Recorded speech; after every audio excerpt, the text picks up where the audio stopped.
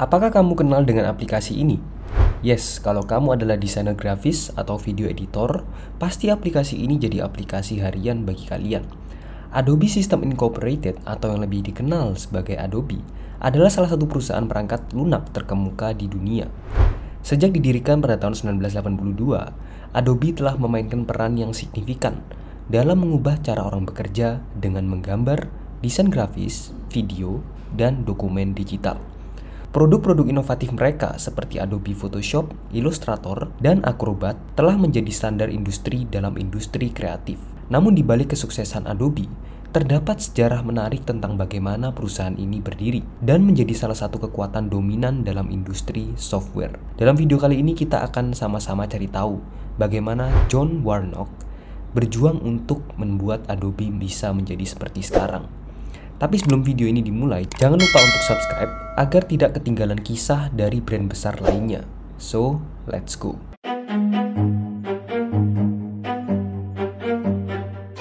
Walaupun pendiri Adobe Inc. ada dua orang, yaitu John Warnock dan Charles Geschke, tapi di sini kita akan lebih dekat dengan John Warnock karena ia dinilai lebih berjasa terhadap inovasi Adobe. Meskipun kita yakin mereka berdua punya relasi yang baik terhadap perkembangan Adobe. John Warnock lahir pada tanggal 6 Oktober 1940 di Salt Lake City, Utah, Amerika Serikat. Dia tumbuh dalam lingkungan yang memiliki pengaruh akademik yang sangat kuat. Ayahnya, Frederick Warnock, adalah seorang profesor matematika di Universitas Utah. Pengalaman masa kecilnya dalam lingkungan yang kaya akan pengetahuan dan pemikiran kreatif mungkin telah memberikan landasan bagi minatnya dalam ilmu komputer dan teknologi. Dalam beberapa sumber disebutkan bahwa Warnock menunjukkan minat dan kecakapan di bidang matematika dan sains sejak usia dini. Dia tumbuh dengan semangat yang tinggi dalam mempelajari hal-hal baru dan mengeksplorasi potensi teknologi yang berkembang. Pada masa sekolah, Warnock menempuh pendidikan di Granite High School di Salt Lake City. Di sekolah menengah, dia terlibat dalam berbagai kegiatan dan menonjol dalam bidang akademik. Meskipun tidak ada informasi spesifik mengenai minat atau prestasi tertentu yang dimiliki pada saat itu, minatnya dalam matematika dan sains mungkin terus bertumbuh.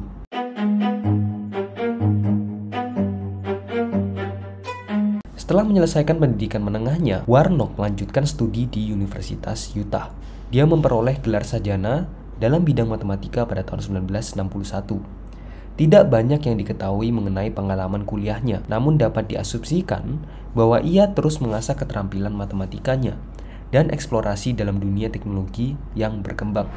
Lalu setelah John Warnock meraih gelar sarjana dalam bidang matematika dari Universitas Utah, ia melanjutkan studi pascasarjananya di universitas yang sama. Pada saat itu tidak ada informasi spesifik mengenai pengalaman dan pencapaiannya saat kuliah. Namun dapat diasumsikan bahwa Warnock terus mengembangkan minatnya dalam matematika dan teknologi komputer yang diperoleh selama masa kuliah.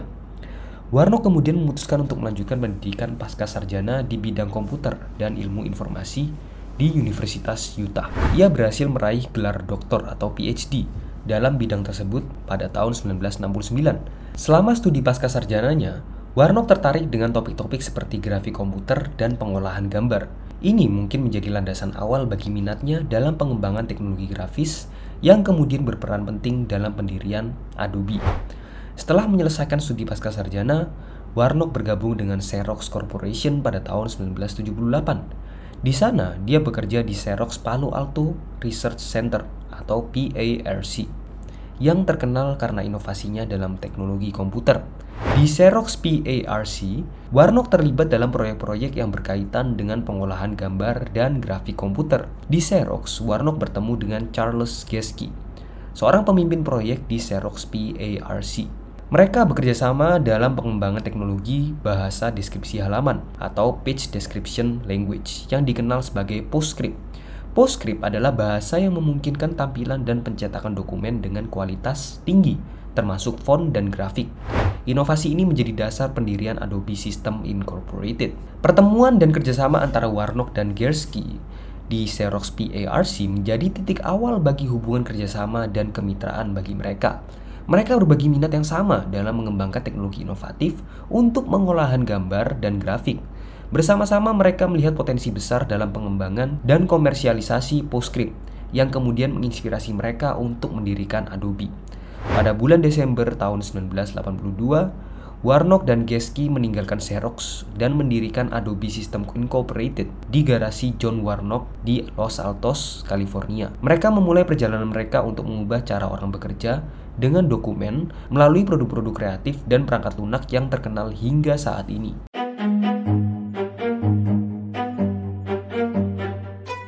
Dengan visi yang jelas dan pengembangan teknologi yang kuat, Warnock dan Geschke percaya bahwa PostScript dapat merevolusi industri publikasi dan menciptakan perangkat lunak yang akan membantu profesional kreatif di seluruh dunia. Dengan keyakinan ini, mereka meninggalkan Xerox dan memulai perjalanan mereka dengan Adobe. Pada awal pendiriannya, Adobe fokus pada pengembangan dan komersialisasi PostScript. Mereka berhasil meyakinkan beberapa produsen printer utama pada saat itu untuk menggunakan teknologi PostScript dalam produk mereka. Ini membuka jalan bagi standar industri yang baru dalam tampilan dan pencetakan dokumen. Pada tahun 1985, Adobe memperkenalkan printer laser pertama yang didukung oleh PostScript, yaitu Adobe LaserWriter. Printer ini menggabungkan teknologi PostScript dengan printer berkualitas tinggi, memungkinkan penggunaan font dan grafik dalam dokumen cetak. Keberhasilan LaserWriter membawa perubahan besar dalam dunia publikasi dan menciptakan permintaan yang tinggi untuk teknologi PostScript. Sementara itu, Adobe juga terus mengembangkan perangkat lunak yang didasarkan pada PostScript. Pada tahun 1986, mereka meluncurkan produk pertama mereka, yaitu Adobe Illustrator. Illustrator adalah program desain grafis vektor yang revolusioner, yang memungkinkan desainer untuk membuat dan mengedit grafik dengan presisi tinggi. Produk ini menjadi terkenal di kalangan desainer grafis dan menjadi standar industri dalam ilustrasi vektor. Pada tahun 1989, Adobe merilis produk yang kemudian menjadi ikonik, yaitu Adobe Photoshop. Photoshop adalah perangkat lunak pengeditan gambar yang memungkinkan manipulasi foto dan grafik dengan tingkat kebebasan dan keakuratan yang belum pernah terjadi sebelumnya. Photoshop segera menjadi andalan para fotografer, desainer, dan seniman di seluruh dunia. Kemampuannya yang luar biasa untuk mengedit gambar dan menciptakan efek visual mengubah cara orang melihat fotografi dan seni digital. Seiring dengan kesuksesan Photoshop, Adobe terus berinovasi, meluncurkan produk-produk baru yang membantu profesional kreatif. Pada tahun 1990, mereka meluncurkan Adobe Illustrator untuk platform Windows yang memperluas jangkauan pengguna. Pada tahun yang sama, mereka juga meluncurkan Adobe Premiere, perangkat lunak pengeditan video yang menjadi terkenal di industri film dan televisi. Pada tahun 1993, Adobe menghadapi tantangan ketika Apple mengumumkan teknologi QuickDraw GX yang akan menjadi pesaing langsung dari PostScript. Namun, Adobe terus berinovasi dan meluncurkan Adobe Acrobat pada tahun yang sama. Acrobat adalah perangkat lunak yang mengubah cara dokumen elektronik dihasilkan, ditampilkan, dan didistribusikan.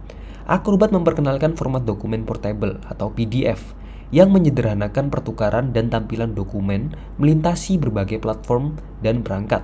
Keberhasilan Adobe Acrobat dan format PDF menjadi lompatan penting bagi Adobe. Format ini diadopsi secara luas oleh industri, perusahaan, dan individu di seluruh dunia. PDF menjadi standar de facto untuk berbagi dokumen yang dipertahankan dengan format aslinya di berbagai perangkat dan sistem operasi. Pada tahun 1994, Adobe meluncurkan Adobe After Effects, perangkat lunak pengeditan video dan komposisi yang memungkinkan efek khusus yang luar biasa dan visualisasi yang menakjubkan. After Effects menjadi populer di industri film, iklan, dan produksi video. Dalam perjalanannya, Adobe juga melakukan sejumlah akuisisi yang memperluas portofolio produk mereka. Pada tahun 1994, mereka mengakuisisi Aldus Corporation, pembuat perangkat lunak PageMaker yang kemudian digabungkan dengan InDesign untuk membentuk produk Adobe InDesign yang kuat dalam desain dan tata letak halaman. Pada tahun 1995, Adobe juga mengakuisisi Frame Technology Corporation yang menyediakan teknologi penulisan dan penerbitan elektronik. Pada akhir tahun 1990-an, Adobe melanjutkan perluasan jangkauan produk mereka dengan meluncurkan Adobe Dreamweaver, perangkat lunak pengembangan web yang populer, dan Adobe Live Motion, perangkat lunak animasi web. Mereka terus memperbarui dan memperbaiki produk-produk mereka untuk tetap relevan dalam perkembangan teknologi dan kebutuhan pengguna. Hingga akhir tahun 2000, Adobe telah mengukuhkan posisinya sebagai salah satu perusahaan perangkat lunak terkemuka di dunia dengan berbagai produk ikonik seperti Photoshop, Illustrator, Acrobat, dan masih banyak lagi. Adobe telah mengubah cara bagaimana orang bekerja dengan gambar, desain grafis, video, dan dokumen digital.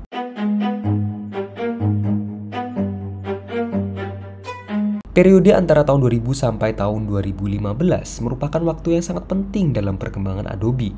Selama periode ini, Adobe mengalami transformasi besar-besaran dalam modal bisnisnya, menghadapi tantangan teknologi baru, dan meluncurkan produk-produk yang mempengaruhi industri kreatif. Berikut adalah gambaran tentang perkembangan awal Adobe selama periode tersebut.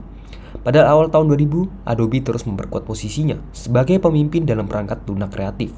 Salah satu produk terkenal mereka, Adobe Photoshop, terus mengalami perkembangan dan menjadi standar industri dalam pengeditan dan manipulasi gambar digital. Selain itu, Adobe juga meluncurkan Adobe Illustrator yang menjadi pilihan utama dalam desain vektor dan Adobe InDesign yang mendominasi industri publikasi desktop. Namun tantangan baru muncul seiring dengan pergeseran paradigma di industri perangkat lunak dan komputasi. Dalam beberapa tahun pertama pada abad ke-21, muncul tren Web 2.0, di mana aplikasi web interaktif menjadi populer.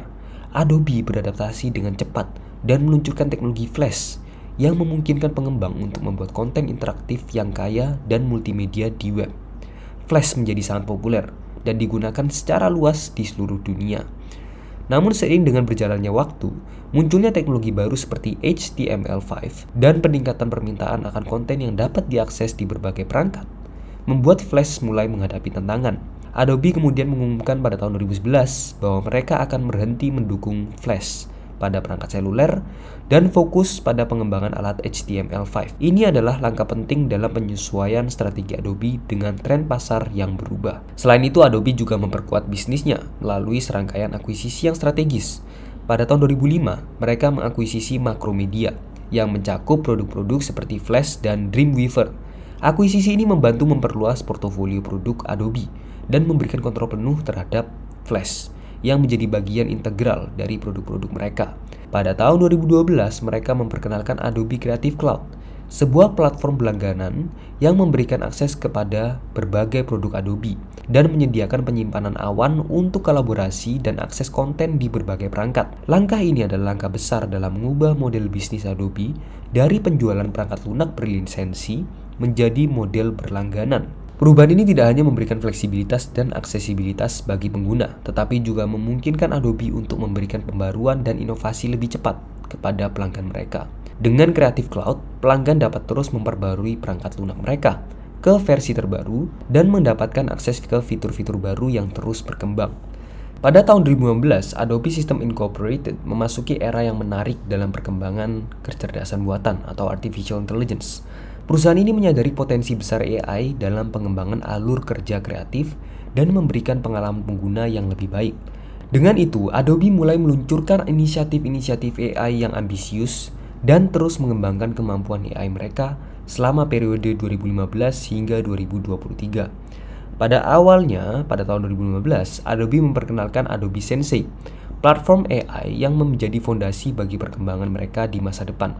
Adobe Sensei memanfaatkan machine learning dan algoritma cerdas untuk memberikan fitur-fitur AI yang memukau dan memberdayakan pengguna untuk mencapai hasil yang lebih baik dalam waktu yang lebih singkat. Seiring berjalannya waktu, Adobe Sensei terus diperkuat dan diintegrasikan ke dalam seluruh produk dan layanan Adobe. Salah satu perkembangan terbesar dalam penggunaan AI oleh Adobe adalah di bidang pengolahan gambar dan video. Pada tahun 2016, Adobe meluncurkan fitur Content Aware Fill dalam Adobe Photoshop. Dengan bantuan AI, fitur ini memungkinkan pengguna untuk secara otomatis menghapus objek yang tidak diinginkan dari gambar dan mengisi area kosong dengan konten yang tampak alami.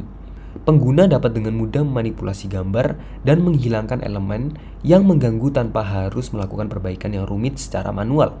Pada tahun 2017, Adobe meluncurkan fitur Adobe Stock Visual Search yang menggunakan AI untuk memberikan kemampuan pencarian visual yang canggih. Selama periode ini, Adobe juga mengintensifikasikan penggunaan AI dalam aplikasi desain dan pengembangan web. Pada tahun 2018, Adobe meluncurkan Adobe XD. Adobe XD memungkinkan desainer untuk mencapai pengalaman digital yang menarik dan berinteraksi dengan elemen desain dengan lebih efisien. Tidak hanya dalam pengolahan gambar dan desain, Adobe juga menghadiri kemampuan AI dalam video editing.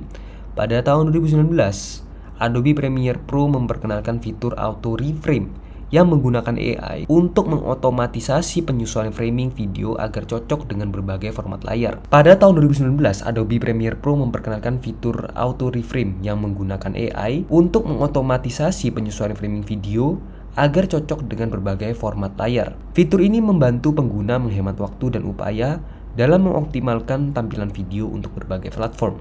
Pada tahun 2020, Adobe terus melangkah maju dalam penggunaan AI. Perkembangan Adobe dengan AI tidak hanya terbatas pada alat dan fitur produk mereka.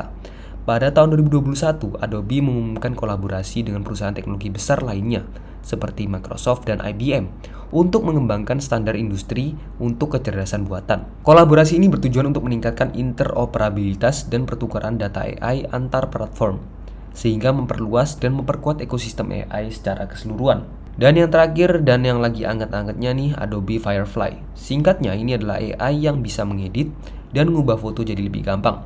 Tinggal ketik udah bisa keubah gambarnya. Keren banget kan? Perkembangan AI dan Adobe ini memang game changing banget sih ya. Apalagi penggunanya udah banyak banget di seluruh dunia. Itulah kisah sukses dari Adobe. Tapi menurut kalian gimana nih?